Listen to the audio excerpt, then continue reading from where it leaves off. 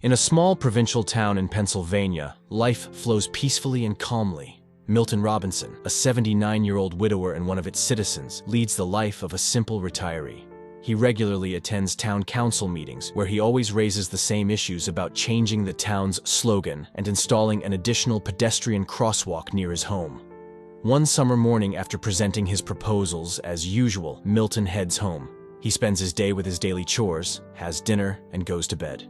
In the morning, he waters his azaleas and feeds the birds. Later, his adult daughter Denise comes to help him with his monthly bills. There's no news from his elder son Tim, as he lives far away and rarely calls.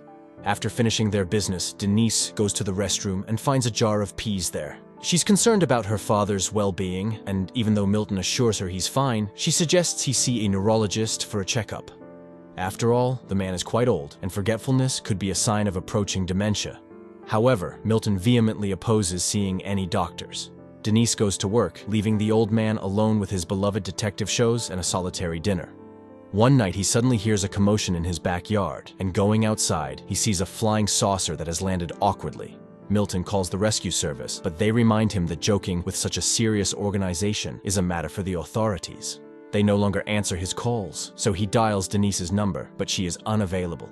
After a restless night, he heads to the town council meeting, where as always he talks about the slogan and the crosswalk.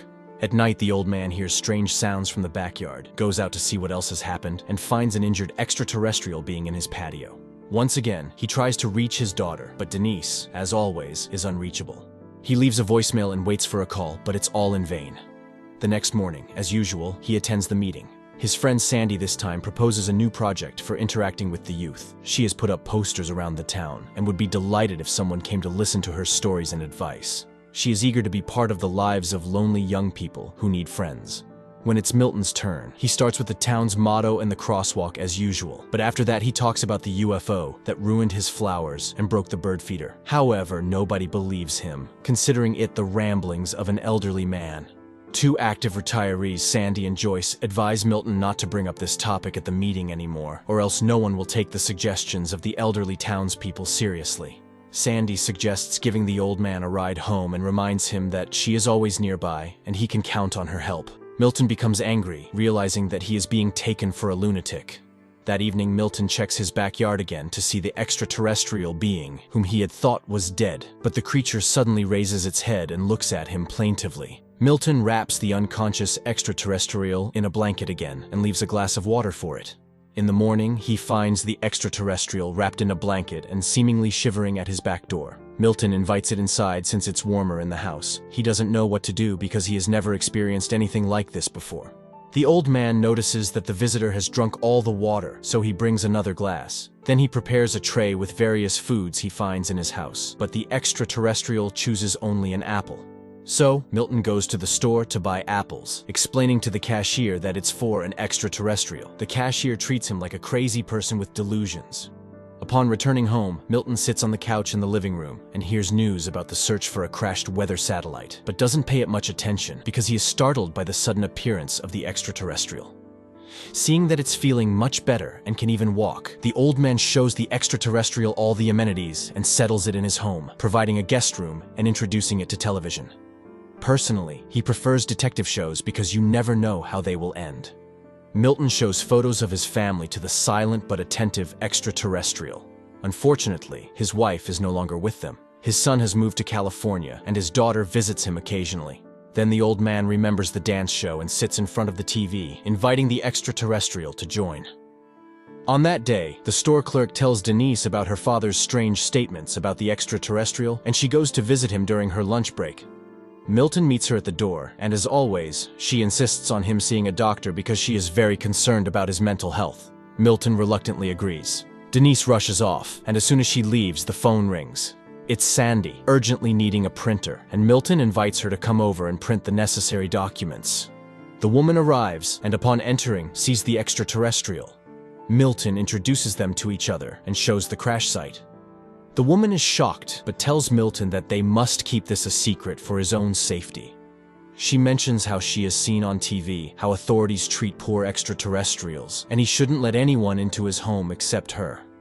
Sandy leaves, but Joyce has already noticed her car outside Milton's house and becomes curious about what's happening. Meanwhile, on TV, calls continue for the population to search for the crashed satellite. Time passes, and the extraterrestrial continues to stay in Milton's house, watching his favorite shows together.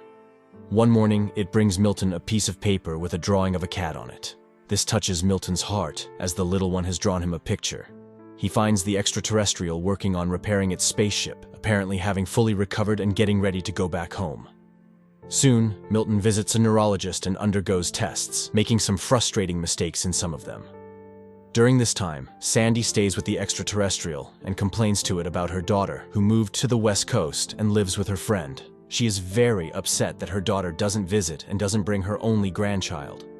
Meanwhile, the doctor, upon learning about Milton's forgetfulness and his stories about extraterrestrials, concludes that his abilities are deteriorating rapidly and suggests considering outside assistance for him. This greatly upsets Milton, and he angrily leaves after shouting at his daughter. Sandy, setting aside the children's book she was reading to the extraterrestrial, tries to ask questions, but the old man goes to his room. Later, he finds the extraterrestrial by its spaceship and complains about his daughter, who wants to put him in a nursing home. He hasn't been in touch with his son, and it seems he was a bad father. The extraterrestrial listens very attentively to the old man, putting down its tools.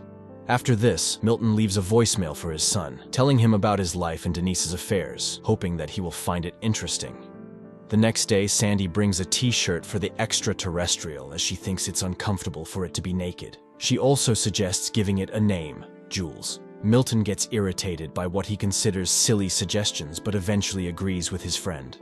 Meanwhile, Joyce, upon hearing about the government's offer of a reward for information about the crashed satellite, goes to Milton's house and, looking through the window, sees the extraterrestrial. Now she is also in on Milton's secret and suggests naming the extraterrestrial Harry.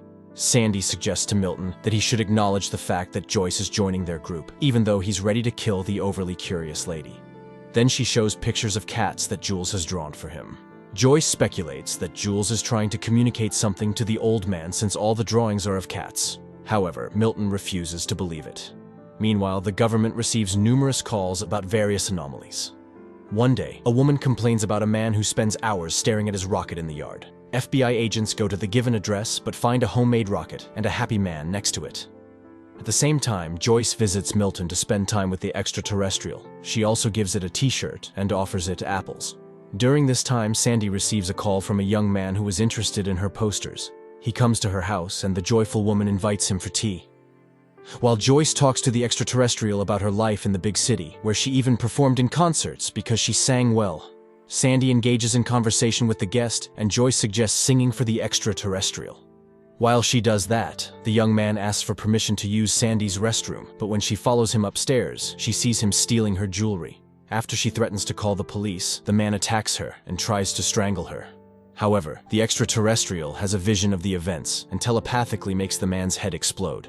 This raises suspicions at the FBI, who are conducting the search for the crashed spaceship. Responding to police questions, Sandy suddenly realizes who saved her from certain death and rushes to Milton's house. She hugs Jules and tearfully thanks him for saving her life. The retirees discuss the potential danger of the extraterrestrial, but conclude that it's only dangerous to bad people. Meanwhile, the FBI agents can't understand how and from what the head of the criminal could have burst, so they decide to keep an eye on Sandy. On this day, Denise meets the elderly folks at the store and again brings up the topic of the apples Milton bought. However, Milton avoids the conversation. Later, the group has lunch at Milton's house when Sandy notices a strange smell. When they go outside, they discover a dead cat that Jules apparently brought there. Connecting all the facts, the retirees realize that the extraterrestrial needs cats for some reason. And now there are not 7, as in the picture, but 6. Milton calls Denise, hoping to find out where she disposes of the deceased cats in her clinic, which frightens her completely. Not receiving a clear answer, Milton and Sandy decide to drive around the streets of the town, since cats often meet their fate under car wheels. On the road, Milton inquires about Sandy's husband's illness, which eventually led to his passing, and she talks about being left alone.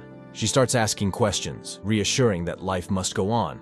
However, at this point, Milton asks her to stop the car, and the FBI agents become witnesses as the elderly couple loads a deceased cat into the trunk.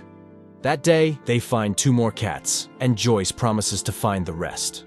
Meanwhile, FBI agents eavesdrop on the private conversations of Milton's close ones and hear Denise telling her brother about her father's eccentricities. At this moment, Joyce brings 3 more cats she found in different parts of the town. Only one is missing. Just then, agents knock on the door, but the elderly folks hide and don't open it. The men eventually leave, and the people realize they need to act quickly. And then, Milton remembers Joyce's deaf, blind, and non-mobile cat. Offended, she leaves, but Sandy catches up with her and apologizes for Milton's bluntness. Joyce admits that he's right. It's long past time to end the suffering of the cat. She brings the animal, and the extraterrestrial puts it to eternal sleep. Then it covers the remains with some material, and they start to merge into a single object. In the end, a glowing object appears in front of the group, which serves as fuel for Jules' spaceship. The saucer lifts off into the air and moves to the center of the yard, which is instantly detected by the FBI's instruments. The retirees understand that the time for farewell has come. Joyce gives Jules a souvenir globe with a view of the city inside. Sandy gives him a sweater she knitted, and Milton gives him his driver's license with a photo. But the extraterrestrial suddenly makes an inviting gesture, clearly offering them to join, and Milton suddenly decides to accept the invitation. But then the phone rings in the house, and picking up the receiver, he hears Denise's voice. She suggests meeting on Saturday. They'll have lunch, and then she'll give him a haircut because they've been arguing, and that's not right. At that moment, agents knock on the door. Milton rushes into the yard, and they only manage to see the departing saucer, where 3 Earthlings joined in the last moment. The ship lands not far from the town to safely disembark the elderly and bid them a peaceful farewell. Milton hugs the extraterrestrial and thanks it for the invitation to travel together, but he can't leave his home and loved ones behind. Jules enters the spaceship and flies away while the elderly folks wave goodbye to him. Time passes. Milton continues to live in his home, visited by Sandy and Joyce. The elderly often reminisce about Jules' Harry and hope that he hasn't forgotten them either. And one night, Milton's yard is illuminated by a bright light, and the old man realizes that he has guests. A light, heartwarming, and slightly melancholic film about the fading of human life. It's good that amid the plethora of recently produced nonsense, there are still such heartfelt and warm movies in which an extraterrestrial is not a villain who came to Earth to conquer it, but rather a cute and understanding silent being with expressive eyes.